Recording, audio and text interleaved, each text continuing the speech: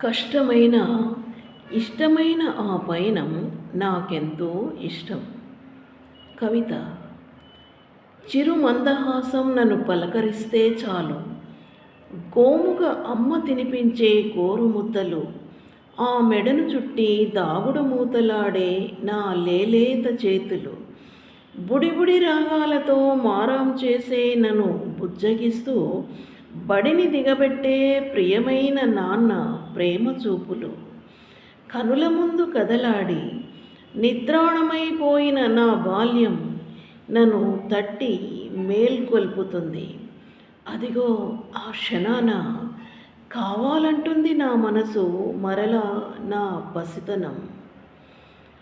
యవ్వన ఛాయలు దోబూచులాడుతూ నల్లని జడ చేతికి చుట్టుకుని జడకుప్పెలు తిప్పుతూ చిరు సవ్వడులు చేసే పాదాల పట్టీలతో ఓణి బిగించి హంసలా నడిచొచ్చే అమ్మాయిని చూస్తే చాలు, బాధలు బరువులు బాధ్యతలు దరిజేరని ఆనాటి 16 నా వయసు గుర్తుకొచ్చి నా మోము సిగ్గుల మొగ్గే అవుతుంది.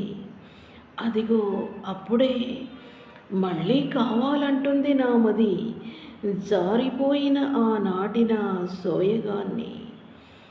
నడి వయసులో నడిసంద్రంలో ఎదురీత, ఏమిటి తలరాత అనుకున్న క్షణాలు, వేదనలో మునిగిపోతూ అలసిపోతూ విసిగిపోతూ, అయినా సరే అవి తీయని బానిసత్వ బాధలే, అయిన వారికి అందించే ఆత్మీయ సేవలే అనుకున్న సర్దుబాటు రోజులు, అలుపెరుగని ఆ పయనం ఎదను కుదిపేస్తూ నేడు ఎదర నిలిచినా సరే ప్రయాస మరిచి మరీ మరీ కోరుకుంటుంది పిచ్చి మనసు. మరోసారి మళ్ళీ అదే పయనం.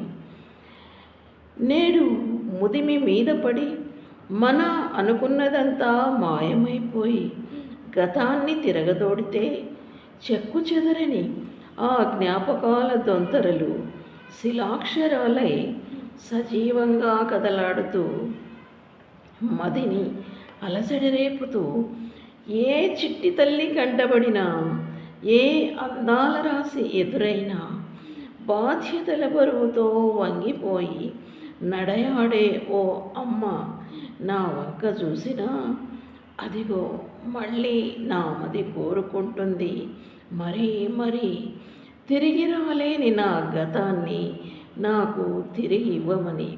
కష్టమైనా సరే ఇష్టమైన ఆ పయనం నాకెంతో ఇష్టమని. ధన్యవాదాలండి. మళ్ళీ కలుద్దాం.